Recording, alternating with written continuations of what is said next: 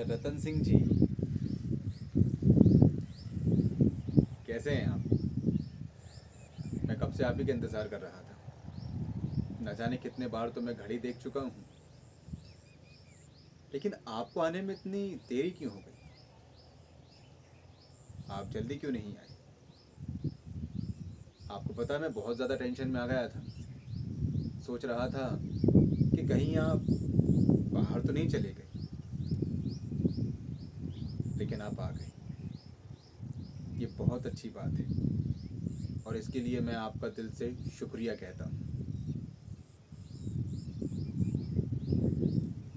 आपको पता है मैंने आपको यहाँ क्यों बुलाया है? क्योंकि मैंने इस केस को सॉल्व कर दिया है, इसीलिए मैंने आपको यहाँ पे बुलाया है। और ये बात सबसे पहले मैं आपसे कहना चाहता था कि असली चोर कौन है और किसने चोरी करने की हिम्मत की। और ये बात तो आप अच्छी तरह से जानते ही होंगे कि चोर भी कोई बाहर का नहीं है, घर का ही सदस्य है। मतलब पुराना सदस्य नहीं, नया सदस्य।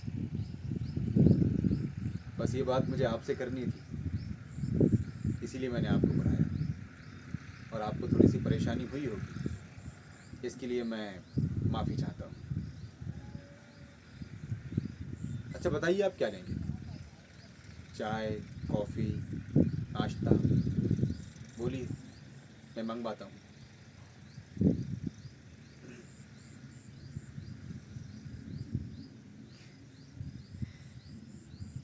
मैंने अभी जो आपको बताया वो साफ साफ ही बताया था, लेकिन आपको समझ में नहीं आया। खैर जाने दीजिए, कोई बात नहीं, अब समझ में आ जाएगा। तो मिस्टर रतन सिंह जी, दरअसल बात ये है कि मैंने आपकी पिछली ज़िंदगी के बारे में पता किया था। आप बहुत गरीब थे, घर में परेशानी थी, कर्जा था, जेब में एक पैसा नहीं। लेकिन आपके बड़े बड़े सपने, बड़े आदमी बनने की, आलीशान ज़िंदगी जीने की चाह, और इसके लिए आपने खूब मेहनत की, खूब कोशिश की, लेकिन हर बार आप फेल होते चले गए। लेकिन किस्मत से उसी समय आपकी ज़िंदगी में आ गई प्रिया। फिर आपने उसके ऊपर खूब मेहनत की, उसे अपना बनाने के लिए।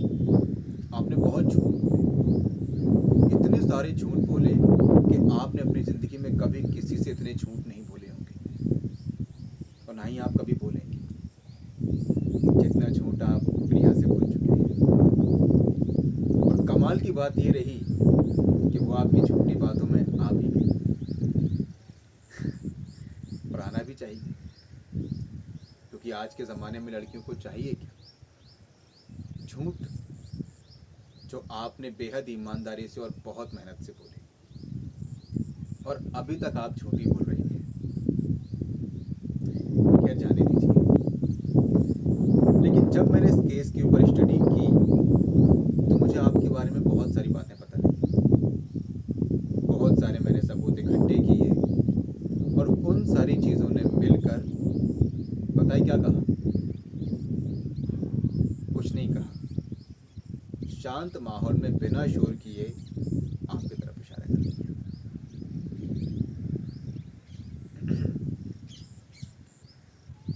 आपको थोड़ा सा सदमा लगा होगा, लगना भी चाहिए, बात ही कुछ ऐसी है। लेकिन आप डरिए मत, आपने कोई इतना बड़ा गुनाह नहीं किया।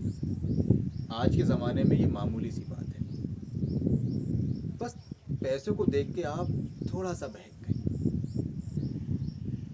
पैसा चीज़ ही ऐसी होती है, अगर आपकी जगह कोई और भी होता तो बहक जाता, या शायद मैं खुद ही बहक जाता। लेकिन अब आपको डरने की ज़रूरत नहीं है, इस केस में आपका नाम नहीं आएगा। वो कुछ नहीं, मुझे सफाई नहीं चाहिए। ये मेरा कार्ड है, आप अपने पास रखिए। शाम को मुझे फ़ोन लगाइएगा। एक छोटी सी डील होगी और उसके बाद ये केस हमेशा के लिए ख़त्म हो जाएगा। अब आपको टेंशन लेने की ज़रूरत नहीं है। घर पे जाके आराम कीजिए। इस केस को मैं संभाल लूँगा। अगर आपके मन में अब भी डर है